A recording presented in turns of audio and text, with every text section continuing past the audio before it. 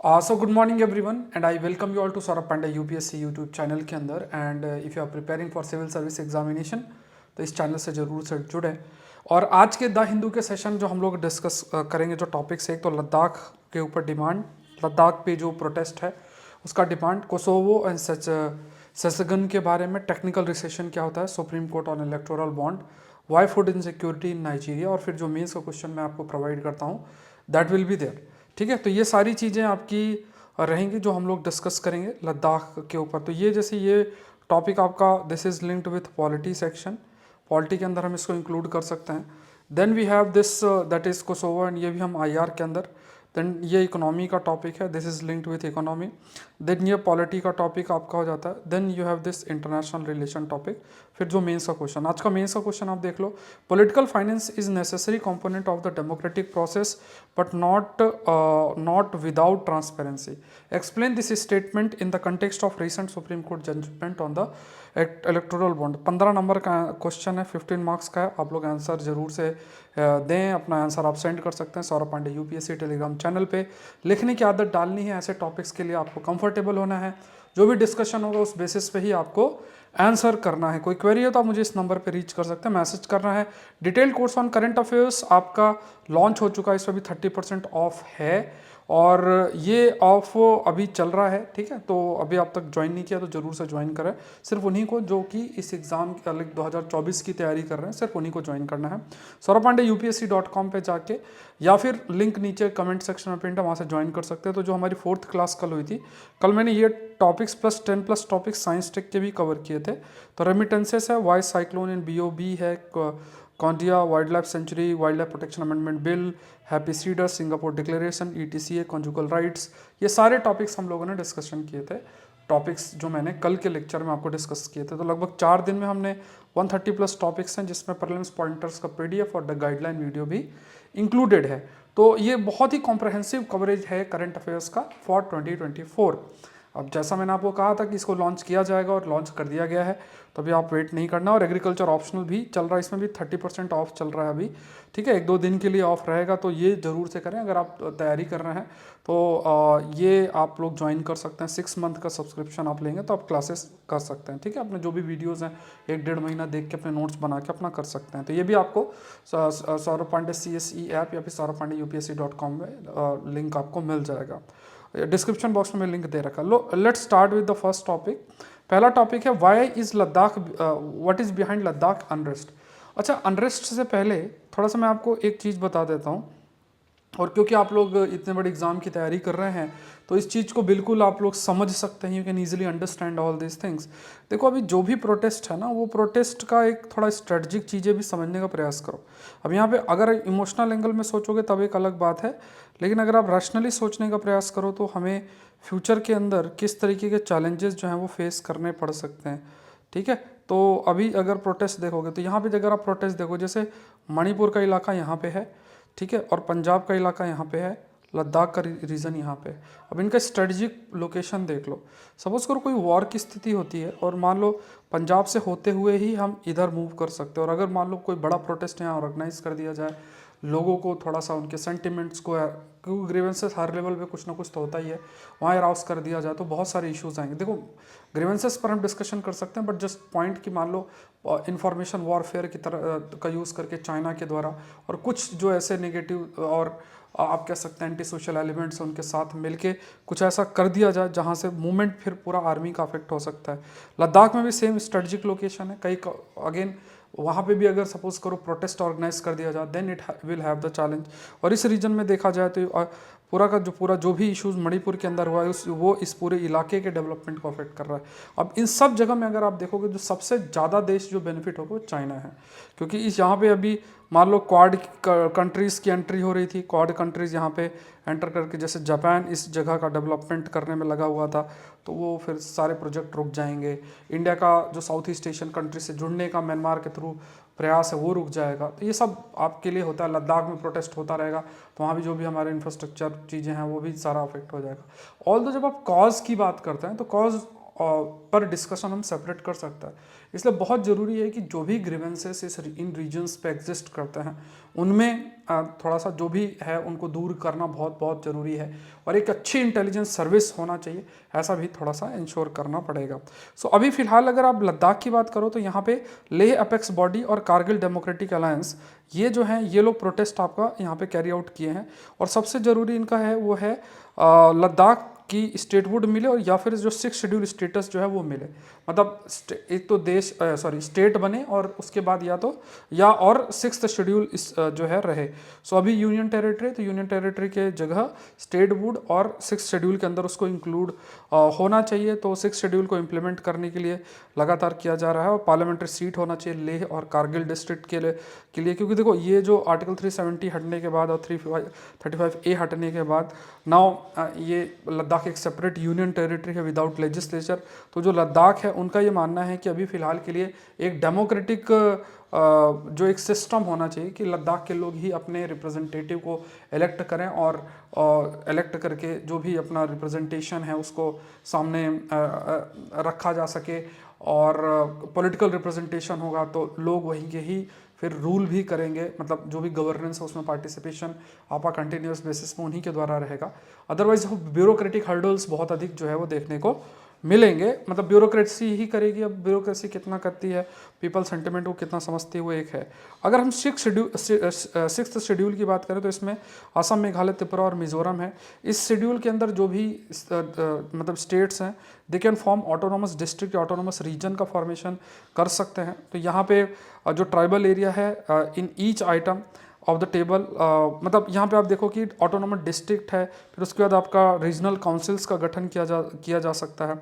अब देखो यहाँ पे अगर आपने लक्ष्मीकांत की किताब में ही पढ़ा होगा कि ये जो ऑटोनोमस काउंसिल और उसके विद इन रीजनल काउंसिल जो आपका गठन किया जाएगा, इसमें जो रिप्रेजेंटेशन है वो किया जा सकता है, और एक आप कह सकते हो कि ऐसा एरिया डिमार्केट हो जाता है जहाँ पे जो लोकल्स हैं, जो ट्राइबल पीपल भी वहाँ रहते हैं, वो अपने रिसोर्सेज को मैनेज कर सकते हैं, अपने द्वारा गवर्नेंस जो है वो कैरी आउट कर सकते हैं, और पावर भी इसमें रहता है। स्टेट, इवन स्टेट या सेंटर का जो इंटरफेरेंस है वो भी बहुत कम हो जाता है। तो ये एक एम है उनके द्वारा कि किसी तरीके से डिस्ट्रिक्ट काउंसिल, रीजनल काउंसिल और ऑटोनोमस काउंसिल का गठन किया जा सकता है if they are included in the 6th schedule. Next देखते हैं Kosovo face delay in Schengen approval. ये एक टॉपिक हमारे लिए बन जाता है। This is basically why did Kosovo face delay in Schengen approval. तो हमारे लिए टॉपिक बनता है कोसोवो का ज्योग्राफी, उसके बाद सचगन क्या है और क्यों अप्रूवल डिले हो रहा है। ये टॉपिक्स हमारे लिए फ्रेम होता है इंटरनेशनल रिलेशन के लिए।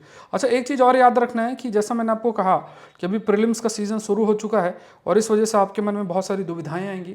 सेशन का जो है सेशन मैं कवर कर ही रहा हूँ, तो ये PDF भी आपको मिल जाएगा, और saurabh-pandey-upsc.com जो है वहाँ जाके भी आप जो पूरा वेल अरेंज PDF है, थोड़ा टाइम लगता है उसको बनने में, लेकिन आप डाउनलोड कर सकते हो। ठीक है, ज्योग्राफी, एनवायरनमेंट, साइंस से करंट अफेयर्स के लिए आप अगर आपको खुद से भी पढ़ना है तो आप जो है GES रिपोर्टर मैगजीन है जो मेरे द्वारा ही मैं फ्री उस पर कंटेंट कंपाइल करके डाल देता हूँ, आप लोग उसको रीड कर सकते हो। एटलीस्ट 1 ईयर का कवर कर लो तो हज़ारों टॉपिक्स उसमें आपको मिल जाएंगे ज्योग्राफी, एनवायरनमेंट, साइंस से रिलेटेड। तो ये ध्यान में रखना है। तो ये चीज़ें अगर आप करोगे, आपको क्लैरिटी रहेगी, तो फिर आपके लिए थोड़ा सा आसानी रहेगी। अदरवाइज फिर मन बहुत भटकता रहेगा, हिंदू करें ना करें, इस टाइप का मन के अंदर आता रहेगा। ठीक है, सो यहाँ पे देख लेते हैं जो डिस्कशन है हमारा कोसोवो कोसोवो है, तो ये आपका मेडिटेरेनियन सी है, यह ग्रीस है, और यहाँ पे आप देखोगे कोसोवो है, ये सर्बिया है, तो सर्बिया से हटके ही फिर कोसोवो है उसका बना है। तो इसमें रिकॉग्निशन का भी इशू है, कन्फ्लिक्ट कोसोवो और सर्बिया के बीच में हमेशा से बना रहा है, तो वो भी एक फैक्टर है। कुछ रिकॉग्नाइज करते हैं, जैसे चाइना, रशिया रिकॉग्नाइज कोसोवो को नहीं करते हैं। सजगन एग्रीमेंट क्या है, ये अगर आप देखो, if you talk about this agreement, ये साइन किया गया था 1985 के अंदर। सजगन जो कि लक्समबर्ग है देश, उसमें उसका एक टाउन है, और इस ट्रीटी के तहत क्या है कि जो नेशनल बॉर्डर है वो ब्रेक कर देना। जैसे मान लो ये जितने भी आपको एरिया मार्क्ड है, जैसे फॉर एग्जांपल ये सब डार्क ब्लू में जितने भी एरिया आपको दिख रहे हैं, ये सजगन एरिया, यहाँ मतलब अगर आपने सजगन एरिया का वीज़ा ले लिया तो फिर आप कहीं से भी मूव कर सकते हो। मतलब ऐसा नहीं है कि जैसे मान लो आपको यहाँ से बांग्लादेश जाना है या फिर कहीं और जाना है तो फिर या किसी देश में जाओगे तो आपको सेपरेट वीज़ा चाहिए होगा। लेकिन सजगन एरिया का वीज़ा आपके पास है तो आप यूरोप में जो जो देश उसका हिस्सा है सभी जगह वो मूव कर सकता है। तो एकदम नेशनल बॉर्डर का एबॉलिशमेंट माना जाता है। तो इसमें लिचस्टीन 26 देश था जो इसमें एंटर आपका किया था। कोसोवो को भी एंटर करने की बात आपकी की गई। तो इसमें देखो सजगन एरिया के अंदर यूरोपियन कंट्रीज़ भी हैं, इसके अलावा नॉन यूरोपियन कंट्रीज़ भी हैं। जैसे ये नॉर्वे जो है नॉन ईयू कंट्री है, मतलब ईयू कंट्रीज़ भी हैं, नॉन यूरोपियन यूनियन कंट्रीज़ भी हैं, और कुछ ऐसे भी हैं ईयू कंट्रीज़ जो कि आउटसाइड द सजगन एरिया है। जैसे यूके इसका हिस्सा नहीं है क्योंकि उसने विड्रॉ कर लिया है। ईयू से रोमानिया नहीं है, बल्गारिया नहीं है, ये सब आपका नहीं है इसके अंदर, ठीक है। सो वाई है वॉज कोसोवो एप्लीकेशन पेंडिंग क्यों रखी गई, क्यों आखिर कोसोवो के एप्लीकेशन को इतने समय तक पेंडिंग रखा गया है। तो वो काफ़ी समय से लाइक प्रयास भी कर रहा था। तो ये कहा गया कि illegal migration corruption pre condition है एंट्री के लिए, मतलब इलीगल माइग्रेशन ना हो, फिर करप्शन हो, या फिर करप्शन ना हो जिस देश को हम लेकर आ रहे हैं, या जिस देश को हम एंटर कराते हैं वहाँ से इलीगल माइग्रेशन और देशों में ना हो। तो ये हो सकता है मान लो कोई कोसोवो है, कोसोवो से कहीं वो फ्रांस में रहना चाहता है, जर्मनी में रहना चाहता है, तो फिर वो फ्रांस जर्मनी वाले कहेंगे कि यार इतने सारे लोग हमारे यहाँ आ रहे हैं और हमारी देश को इतना कोई बड़ा बेनिफिट नहीं है। तो सिंगल बिगेस्ट ऑब्स्टिकल है सजगन वीज़ा वेवर का वह स्ट्रॉन्ग ऑपोजिशन। कई सारे ईयू देश हैं वो रिकॉग्नाइज नहीं करते हैं 2008 का जो डिक्लेरेशन ऑफ इंडिपेंडेंस है by the breakaway state from Serbia. So Kosovo को लीगल स्टेटहुड यूएन के द्वारा नहीं दिया गया और रशिया और चाइना ने भी उसको रिकॉग्नाइज नहीं किया। तो ये एक इसका एक बड़ा आप कह सकते हैं कि एक बड़ा हर्डल है जिस वजह से कोसोवो को इंक्लूड नहीं किया गया। Is admission to Schengen mandatory for EU, तो यहाँ पे कहा गया है कि ये जो अफेक्ट में आया 1995 में सिर्फ 7 देश थे of the entire 15 union territory उस समय उनको एंटर किया गया था। 23 आउट ऑफ 27 जो ईयू स्टेट्स हैं इसका हिस्सा हैं, इसमें एक्सक्लूडिंग रोमानिया, बल्गारिया, आयरलैंड और साइप्रस इसका हिस्सा नहीं है। सजगन एरिया की बात करें 27 कंट्रीज़ हैं जिसमें 4 नॉन यूरोपियन कंट्रीज़ भी हैं, नॉन यूरोपियन यूनियन कंट्रीज़ भी हैं जिसमें आइसलैंड, लिechtenstein, स्विट्ज़रलैंड और नॉर्वे है।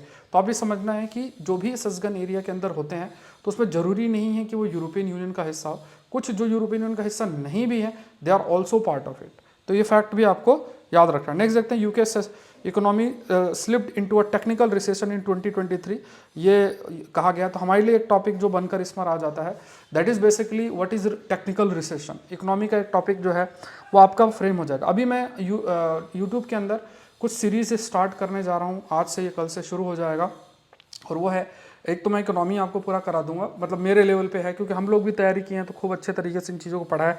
एटलीस्ट आपको जो ज़रूरत है एग्ज़ाम पॉइंट ऑफ व्यू से वो कर ही सकते हैं, तो वो मैं आपको एक बार करा दूंगा। उसके बाद पॉलिटी का है, ये सब आपका यूट्यूब के अंदर फ्री क्लासेस रहेंगे, आप अपना रिवाइज़ कर लेना। आपने जहाँ से भी पढ़ा है वो भी अपना रखना साथ में, बट वो जो लेक्चर्स मैं लूँगा जो इंपॉर्टेंट आस्पेक्ट्स हैं, एरियाज़ हैं जहाँ पे आपको फोकस करना चाहिए, हैंड रिटन नोट्स के माध्यम से वो आपका कवर हो जाएगा, ठीक है। तो अभी फोकस यही रहेगा, जैसे पॉलिटिक है, जीसी लियोंग है, स्पेक्ट्रम है, इन सब चीज़ों को, इकोनॉमी की चीज़ें हैं, ये सब यूट्यूब के अंदर आपके लिए अवेलेबल फ्री रहेगा। इसके अलावा जो दूसरी चीज़ें हैं जैसे science, technology, agriculture, international relation, environment, अगर आप चाह रहे हो तो इनका मैं सेपरेट कोर्स डाल दूंगा। वो सारे कोर्सेस ऐप के अंदर आपके लिए होंगे, ठीक है। तो आप लोग जिनको ज़रूरत है वही करें, जिनको लगता है कि उन्होंने कर लिया है तो फिर वो अपना देख सकते हैं। यहाँ पे देखते हैं टेक्निकल रिसेशन शब्द की अगर हम बात करें तो जब ओवरऑल जो आउटपुट है, देखो यहाँ पे एक पॉइंट आपको ध्यान में रखना है कि यहाँ जीडीपी शब्द का मतलब, जीडीपी मतलब ग्रॉस डोमेस्टिक प्रोडक्ट, जो भी आपके देश के अंदर गुड्स एंड सर्विसेज प्रोड्यूस हो रहा है उसका जो मॉनेटरी वैल्यू है उसको हम जीडीपी शब्द उसको हम यूज़ करते हैं। Use the term called as GDP, उसके लिए हम ये शब्द यूज़ करते हैं। तो ओवरऑल जो आउटपुट है गुड ऑन सर्विस का जो जीडीपी के टर्म्स में हम नापते हैं, तो मान लो एक क्वार्टर में और नेक्स्ट क्वार्टर में अगर वो डिक्लाइन देखने को मिलता है या फॉल देखने को मिलता है तो कहा जाता है कि टेक्निकल रिसेशन की तरफ हम जा रहे हैं। तो अगर रिसेशनरी फेस जो है पूरे समय तक रहेगा, एक्सटेंडेड पीरियड ऑफ टाइम, ये रिसेशन कहते हैं। अगर जीडीपी डिक्लाइन करती है 2 सक्सेसिव क्वार्टर में तो उसे टेक्निकल रिसेशन बोलते हैं। ये फैक्ट याद रखना है, ये ज़्यादा समय तक रहता है, ये सिर्फ शॉर्ट टाइम के लिए रहता है। और रिसेशन के लिए जितने भी द एस्पेक्ट ऑफ इकोनॉमी जिसमें जीडीपी, एम्प्लॉयमेंट और सब कुछ मेज़र किया जाता है, और इसमें सिर्फ जीडीपी को ही मेज़र किया जाता है। अब ये फैक्ट आपको याद रखना। अब जैसे मान लो आपने कहीं से भी इकोनॉमी पढ़ी हो, बट ये बेसिक चीज़ आपको आइडिया होना चाहिए। तो टेक्निकल रिसेशन का मतलब और रिसेशन का मतलब क्या है कि 2 क्वार्टर है, क्वार्टर मतलब क्वार्टर आई थिंक आप सबको पता होगा, वो जो पीते हुए वाला क्वार्टर नहीं, तो क्वार्टर का मतलब हो गया ना कि आई थिंक है ना, तो उसमें जो पीरियड है उसमें एक क्वार्टर में और फिर नेक्स्ट क्वार्टर में अगर मान लो दोनों में जीडीपी का फॉल होगा तो टेक्निकल रिसेशन की स्थिति में हम आ जाते हैं। और ये भी आपको याद रखना है कि जब भी हम टेक्निकल रिसेशन को मेजर करेंगे वो आपका उसमें सिर्फ जीडीपी देखा जाता है। रिसेशन को जब हम मेजर करते हैं उसमें भी फॉल होता है बट वो लॉन्गर पीरियड ऑफ टाइम के लिए देखा जाता है, और उसमें जीडीपी उसके बाद एम्प्लॉयमेंट और ये सब चीज़ें सब कुछ आपका मेजर किया जाता है। नेक्स्ट देखते हैं, supreme court ruled electoral bond scheme unconstitutional. अच्छा टॉपिक है ये भी, और इस पर अभी कई सारे एडिटोरियल्स भी आएंगे, बट अभी मैंने लिस्ट बना दी है सारे पॉइंट्स की, ऑनरेबल कोर्ट के द्वारा जो भी बातें बोली गई हैं जिनकी जानकारी हमें होनी चाहिए, और जब आप डिस्कशन देखोगे तो कंटिन्यूस बेसिस में आएगा तो हम लोग उसको भी देख लेंगे। ठीक है, सो यहाँ पे पहले देखो ऑनरेबल कोर्ट ने क्या है इलेक्टोरल बॉन्ड के कंटेक्स्ट में क्या कहा। पहली चीज़ तो मैं आपको बता देता हूँ इलेक्टोरल बॉन्ड होता क्या है, जिनको नहीं पता हो उसको मैं बता देता हूँ। जैसे मान लो सपोज करो आपको किसी एक्स पॉलिटिकल पार्टी को पैसे देने हैं, तो सारे पॉलिटिकल पार्टी को ऐसे पैसे आप नहीं दे सकते हो। तो मान लो बड़ी जो पॉलिटिकल पार्टी हैं है ना, वो रजिस्टर्ड हैं और उनको आपको पैसा देना है। अब आपको मान लो 1 लाख रुपए देना है। अब 1 लाख रुपए ऐसे तो नहीं कि व्हाट्सअप कर दिया, फ़ोन पे कर दिया, है ना। तो इसमें क्या है कि आप कैसे दोगे, तो आपको आप एसबीआई बैंक में गए, एसबीआई बैंक में इलेक्टोरल बॉन्ड होते हैं, वो आपने खरीद लिया 1 लाख रुपए के, उसमें अलग अलग डिनोमिनेशन होते हैं, 2000, 5000, 10,000 इस टाइप के होते हैं। तो आपने 1 लाख के बॉन्ड्स खरीदे, अब उन बॉन्ड्स को उठाया और आपने जो है पार्टी के ऑफिस में दे दिया। पार्टी के ऑफिस के जो होंगे वो जाएंगे एसबीआई बैंक में, अब वो बॉन्ड जब देंगे तो 1 लाख रुपए पार्टी का जो अकाउंट होगा रिकॉग्नाइज्ड बाय इलेक्शन कमीशन, वो आपका उतना अमाउंट उस अकाउंट में ट्रांसफर होगा। ऐसा नहीं कि किसी के कोई नेता एमएलए के अकाउंट में ट्रांसफर होगा, पॉलिटिकल पार्टी जो है मान लो कोई भी एक्स पॉलिटिकल पार्टी है उसके अकाउंट में ट्रांसफर होगा, और वो अकाउंट रिकॉग्नाइज इलेक्शन कमीशन के द्वारा होता है। ऐसा नहीं कोई भी घर किसी के भी नाम पे हमने अकाउंट खोल लिया, तो वो पूरा इन्फॉर्मेशन इलेक्शन कमीशन के पास होता है उस अकाउंट के बारे में। दूसरा देखो डिबेट यही होता है कि अगर इलेक्टोरल बॉन्ड के माध्यम से पैसा दिया जा रहा है या पॉलिटिकल फाइनेंसिंग हो रही है, तो एक चैलेंज जो सबसे बड़ा आ जाता है वो क्या है। चैलेंज ये आ जाता है कि जैसे सिक्रेसी रखी जाती है। अब जैसे मान लो कोई बड़ा बिजनेसमैन है, उसका ये मानना है कि अगर मैंने एक पॉलिटिकल पार्टी को जो पैसा देना है वो मैंने दे दिया, अब देने के बाद अगर उसके बारे में सब जगह फैल गया तो फिर मान लो दूसरी पॉलिटिकल पार्टी पावर में आ गई तो उसका नुकसान हो जाएगा। तो इसलिए सेक्रेसी का क्लॉज है इसमें कि सेक्रेसी नहीं, सेक्रेसी बना के रखनी। ऑल्दो सारा का सारा डेटा एसबीआई के पास होता है, अगर सरकार चाहे तो वो डेटा जो है वो डेटा देख सकती है, लेकिन इसमें चैलेंज ये रहता है कि लोग ये जानना चाहते हैं आरटीआई के तहत कि अच्छा किसने पैसा दिया किसने नहीं दिया। अब इसके कुछ क्लॉजेज हैं, कुछ मतलब डिबेट हम इसमें कर सकते हैं बट क्योंकि ऑनरेबल कोर्ट ने इसको स्ट्रक डाउन किया है तो फिर जो भी जजमेंट वो दिया गया है उसके भी हमें कंटेक्स्ट में देखना है। अब आपने मान लो उसको हटा तो दिया, बट सॉल्यूशन क्या है, मतलब अगर सपोज करो कि अगर हमें किसी पॉलिटिकल पार्टी को फाइनेंस करना, पॉलिटिकल पार्टी बिना फाइनेंस के तो रन नहीं हो सकती, तो या तो स्टेट फाइनेंसिंग हो, मतलब देश की जो सरकारें हैं वो फाइनेंस कर दें, या फिर और कोई तरीका अपनाना पड़ेगा, इलीगल फिर तरीका और होगा। क्योंकि सपोज करो आप एक चीज़ को कह रहे हो कि ट्रांसपेरेंट नहीं है, तो फिर हमें और ज़्यादा कोई ट्रांसपेरेंट मेजर को बताना पड़ेगा। ठीक है, और अधिक ट्रांसपेरेंट मेजर को बताना पड़ेगा।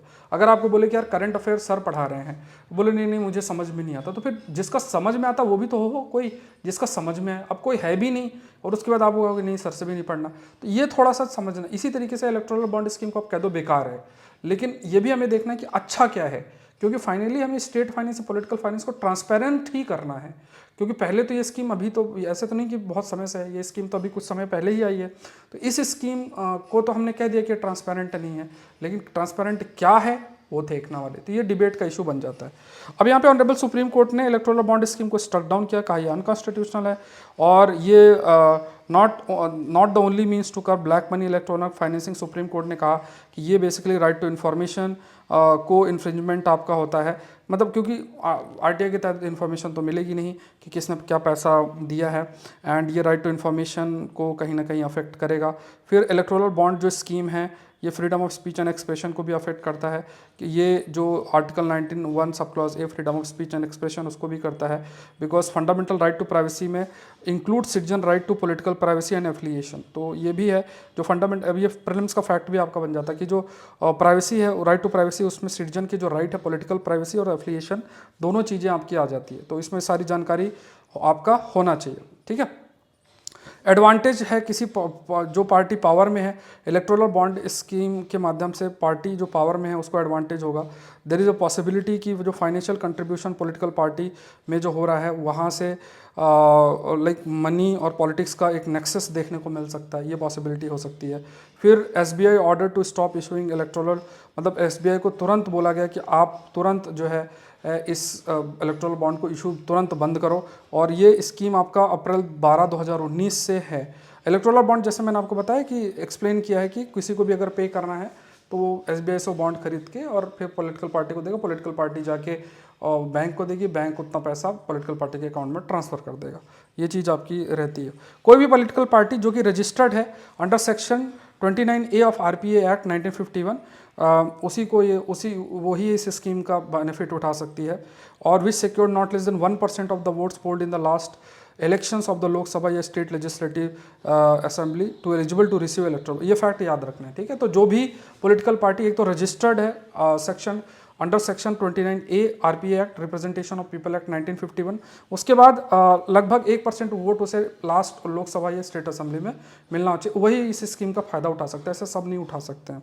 नेक्स्ट देखते हैं एक्यूट फूड क्राइसिस कंपाउंड्स वो नाइजीरियन की, अगर नाइजीरिया में फूड क्राइसिस की स्थिति आ गई है।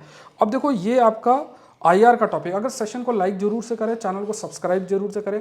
और 5M सीरीज़ में आज मैंने स्पीसीज स्पेशल का एक वीडियो और डाल दिया, आई थिंक 8वां या 9वां वीडियो आपका हो गया है।